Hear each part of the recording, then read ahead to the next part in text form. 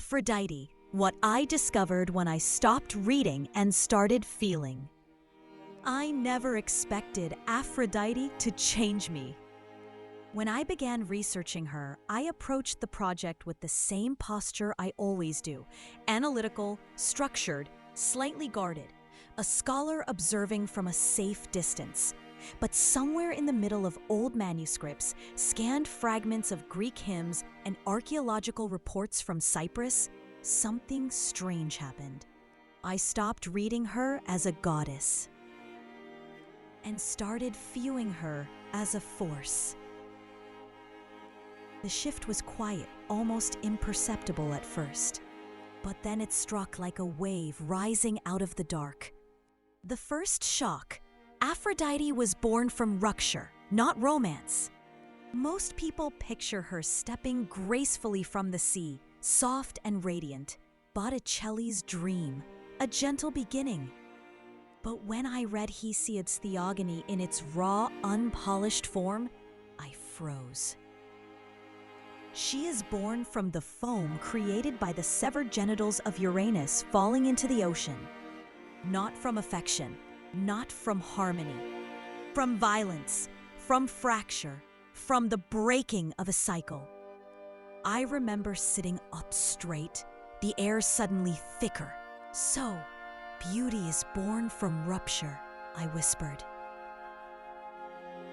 It was unsettling and strangely liberating, all at once. Aphrodite is not the goddess of perfection. She is the goddess of emergence, the kind that rises precisely when something collapses. The second shock: the ancient world feared her power. The deeper my research went, the more I realized something thrilling. Men in ancient Greece didn't fear her because she seduced them. They feared her because she overwhelmed them. In Pausanias, there's mention of Aphrodite apostrophia, the aspect of the goddess men prayed to avoid. Avoid. Imagine being so powerful that an entire city builds a temple just to ask you to hold back. But what struck me even more was why. Not because of beauty, but because of silence. Aphrodite doesn't need to argue, explain, dominate, or shout. Her presence alone unbalances the structure of power. Reading those lines, I felt something inside my chest warm and ache at the same time. It was the recognition of something deeply familiar. Women are still punished for an energy they never needed to voice.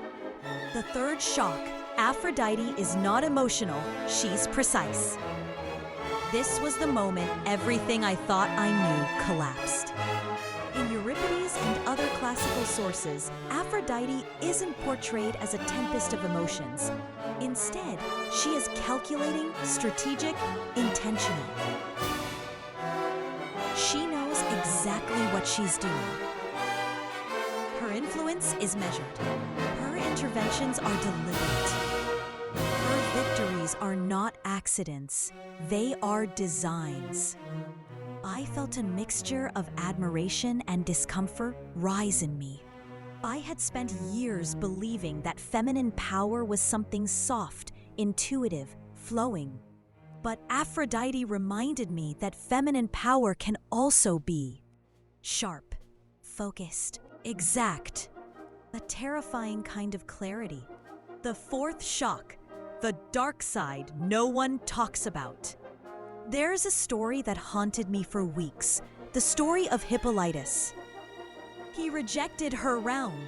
He worshipped Artemis, admired purity, and dismissed desire as something lesser. And Aphrodite destroyed him. At first, I recoiled. Why would the goddess of love do this? But then I understood. The myth is not about cruelty. The myth is about balance. Aphrodite punishes the refusal to feel, the denial of the body, the rejection of connection. Reading that, I felt something break open inside me, a truth I had avoided. The opposite of love is not hate. It is numbness. The fifth shock. Women, not men, were her most devoted worshippers. I can still feel the moment this discovery hit me. I was reading archaeological records from Paphos, offerings found in the ancient sanctuary of Aphrodite. And what stunned me wasn't the objects, but the names attached to them. Most were from women. Women prayed to her. Women sought her guidance. Women offered to her not to be beautiful, but to be awake.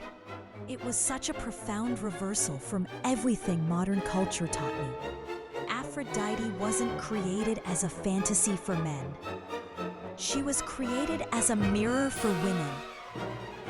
My personal turning point, the one that still echoes.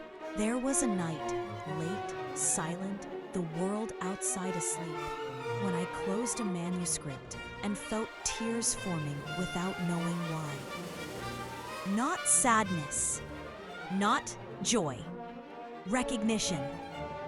Aphrodite is not the goddess of love. She is the goddess of permission, the permission to want, the permission to desire, the permission to choose, the permission to magnetize, the permission to say yes, the permission to say no, the permission to exist fully without apology. She is everything women have been asked to dim. Aphrodite is the part of us that refuses to shrink. And when I realized that, I felt something ignite inside me. Something I had buried under discipline, research, deadlines, and a carefully constructed neutrality. I realized I had spent years studying feminine archetypes, yet avoiding my own. Aphrodite didn't ask me to believe in her. She demanded that I recognize myself. The final realization, the one I never expected to say aloud. The more I studied her, the more I understood this undeniable truth. Aphrodite is not the goddess of beauty. She is the goddess of undeniability, the woman who walks into a room and changes its temperature without saying a word. The woman who is magnetic even when she is quiet. The woman who chooses herself and by doing so becomes unforgettable. And once you see her like that, you never see yourself the same way again. For every woman who wants to discover the power behind the myths, if you want to delve into the real stories, the hidden truths, and the forgotten power of female mythology, join me where myths